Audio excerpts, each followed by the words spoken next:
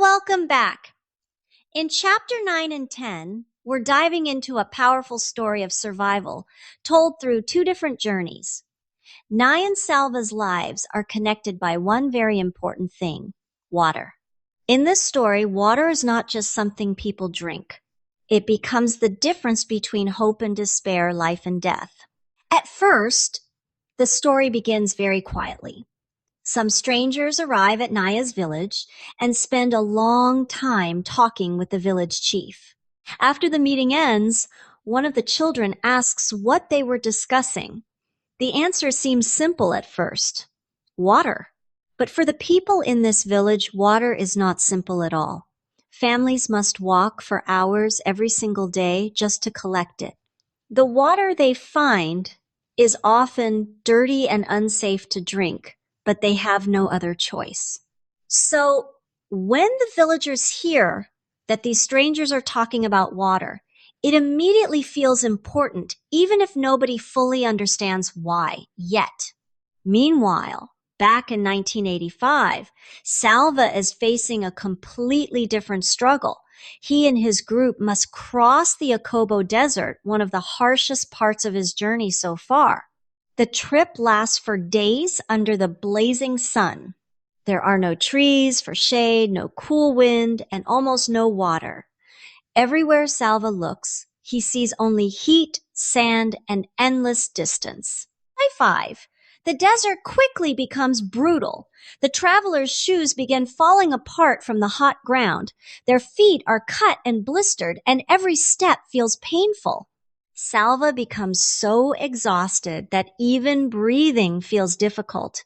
The heat drains all his energy and the journey begins to feel impossible. Eventually, the pain and exhaustion become too much for Salva. He starts crying and falls behind the others. But instead of becoming angry, Uncle Jewar helps him in a very smart and caring way. Uncle Jewar tells Salva not to think about the whole desert at once. Instead, he says to focus only on reaching the next bush, the next rock, or the next tree. Then, after that, focus on the next one. Little by little, step by step, Salva keeps moving forward. This becomes one of the most important lessons in the novel. Sometimes survival is not about solving everything all at once. Sometimes it is simply about taking one more step, even when things feel impossible. But the desert is not only physically dangerous, it also becomes a moral challenge for the travelers. They are forced to think about difficult choices involving survival and kindness. During the journey, the group discovers several men collapsed in the sand from dehydration and heat. Some are barely alive, while others appear already dead. The sight shocks everyone because it reminds them how easily the same thing could happen to them. One traveler points out the harsh reality of the situation.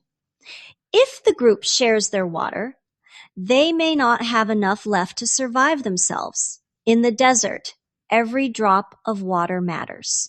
And yet, even in this terrible situation, one woman chooses compassion. She kneels beside a dying man and uses some of her precious water to wet his dry lips. She knows the water is valuable, but she cannot ignore someone who is suffering.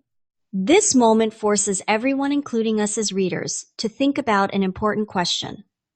When survival becomes difficult, should people only protect themselves? Or should they still try to help others even when it comes with risks?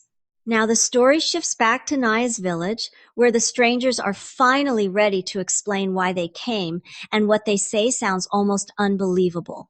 Instead of leading the villagers to a hidden lake or river, the strangers walk them to an ordinary dry patch of land near the village. It is a place where people gather, talk, and spend time together. Nobody would ever expect to find water there. Then, the strangers make an incredible promise. They explain that deep underground, beneath the dry earth, there may actually be clean water waiting to be discovered. For the villagers, this idea feels almost impossible to believe. After years of walking long distances for water, the thought of having it nearby feels like a dream. But while hope begins growing in Naya's village, Salva's journey is becoming even more dangerous, and soon he learns that nature is not the only thing he must fear. Uncle Jewer gently tells Salva heartbreaking news. Their village was most likely destroyed during the war, and Salva's family may be gone. Then Uncle Jewer reveals something even more painful. After reaching the refugee camp, he plans to leave and return to the war. Salva realizes he may soon be completely alone again. Finally, the travelers reach the edge of the desert.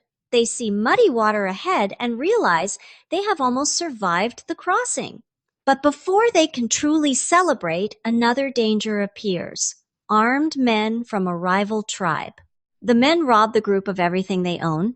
They take their bags, clothing, and supplies.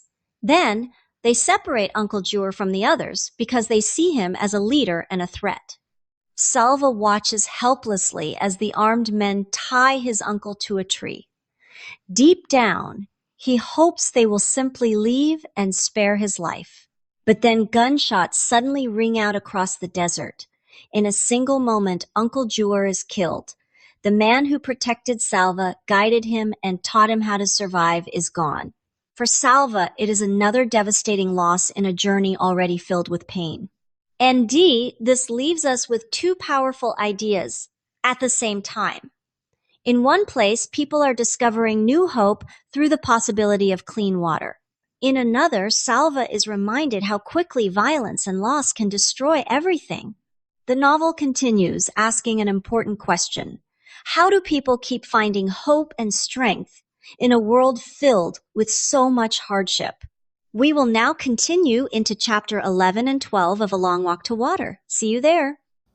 If you'd like more personalized feedback, writing support, and discussion sessions, they're available with me or with our selected tutors. All the details are here.